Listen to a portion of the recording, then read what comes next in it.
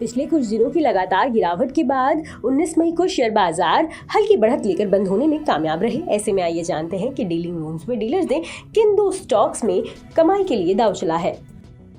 Hindenburg मामले में expert committee के बयान के बाद अडानी ग्रुप के शेयरों में तेजी देखने को मिली।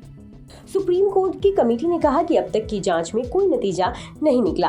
कुछ लोगों ने हिंडनबर्ग की रिपोर्ट से पहले अडानी ग्रुप में शॉर्ट पोजीशन बनाई थी। वहीं खराब नतीजों से ग्लैंड फार्मा में जोरदार गिरावट नजर आई। शेयर में 20% का लोअर सर्किट लगा।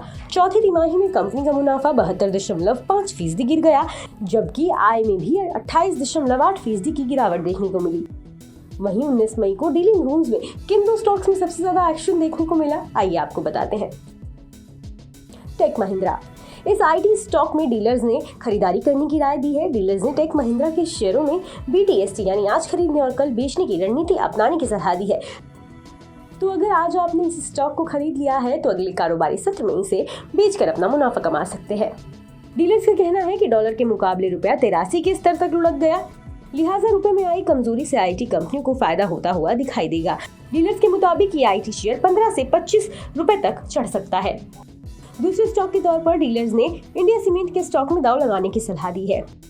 डीलर्स ने इसमें पोजीशनल खरीदारी की राय दी है। डीलर्स का कहना है कि इसमें लक्ष्य के रूप में 200 से 210 रुपए का स्तर देखने को मिल सकता है। इस स्टॉक में घरेलू फंड की तरफ से खरीदारी होती हुई दिखाई दी है। शेयर में शॉर्ट कवरिंग नजर आई। इसका ओपन इंटरेस्ट 8% घटा है। बता दें कि CNBC आवाज पर हर दिन एक खास शो कमाई का अड्डा में खास सेगमेंट डीलिंग रूम्स चेक पेश किया जाता है, जिसमें यतिन मोहता सूत्रों के द्वारा ब्रोकरेज हाउस के डीलिंग रूम से ये जानकारी हासिल करते हैं कि आज किन दो स्टॉक्स में ब्रोकरेज ने अपने क्लाइंट्स को सबसे ज्यादा ट्रेड लेने की सलाह दी। डीलर्स ने आज कौन से शेयर खरीदे और बेचे हैं और आज के टॉप ट्रेडिंग आइडियाज क्या है। इसके साथ ही किस वजह से डीलिंग रूम में इन स्टॉक्स पर दांव लगा है या किस स्टॉक में आने वाले दिनों में कितने रुपए तक और तेजी नजर आ सकती है। बता दें कि यहाँ मुहैया जानकारी सिर्फ सूचना ही तो दी जा रही है। मार्केट में निवेश बाजार जोखिमों के अधीन है। निवेशक के तौर पर पैसा लगाने से पहले हमेशा एक्सपर्ट से सलाह लें। मनी कंट्रोल की तरफ से किसी को भी पैसा लगाने की यहाँ कभी भी सलाह नहीं दी जाती है।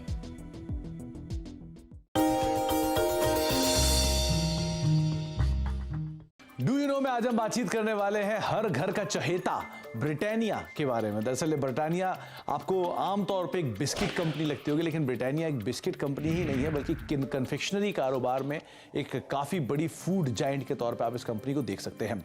इस कंपनी की शुरुआत 130 साल पहले हुई थी और करीब 295 रुपए में उस समय पर इस कंपनी की शुरुआत की गई थी। सेंट्रल कोलकाता के एक छोटे से घर में इसकी शुरुआत हुई थी और वहाँ से धीरे धीरे एक्सपैंड करते करते आज इतना बड़ा स्केल आप ब्रिटानिया का देख रहे हैं। ब्रिटिश बिजनेसमैन ने एक स्मॉल हाउस में इस कंपनी की शुरुआत की थी, जिसको धीरे से या फिर बाद में विद टाइम एक्वायर किया गया था गुप्ता ब्रदर्स की तरफ से और इस कंपनी का नाम बन गया था VS ब्रदर्स। लेकिन विद टाइम इस कंपनी में मल्टीपल चेंजेस हुए ओनरशिप को लेकर, जिसके बाद और फेरबदल हुआ और एक ऐसा भी समय आया 1979 में जबकि नेबिस्को ब्रांड, जो ओरियो के एक संस्थापक के तौर पे जानते हैं, जिनको आप ओरियो बिस्किट को अगर आप जानते हैं तो वो नेबिस्को की ब्रांड रहे हैं, उन्होंने इस कंपनी को एक्वायर कर लिया था। एक मेजर स्टेक करीब 27-28% के आसपास स्टेक वो इस कंपनी के अंदर ओन करते थे। लेकिन जो एग्जिस्टिंग प्रमोटर है वाडिया ग्रुप ने, उन्होंने करीब 1990 में इस कंपनी को एक्वायर किया। तो आप अंदाजा लगा लिए करीब 3 दशक से ज़्यादा का हिस्सा जो है वो एग्जिस्टिंग प्रमोटर्स के पास इस कंपनी का है। इसके अलावा एक और इंटरेस्टिंग फैक्ट ये भी है कि वर्ल्ड वॉर 2 जब हुआ था तो इस कंपनी को एक ऑफिशियल पार्टनर के तौर पर चुना गया था। जो ये कंपनी जो सैनिक थे उनको फूड बिस्किट्स प्रोवाइड कराती थी, जो कि उनके आगे के लिए कामकाज करते थे। तो एक बड़ा इंटरेस्टिंग फैक्ट ये भी है कि आर्मी को भी ये कंपनी सप्लाई करती थी वर्ल्ड वॉर 2 के अंदर।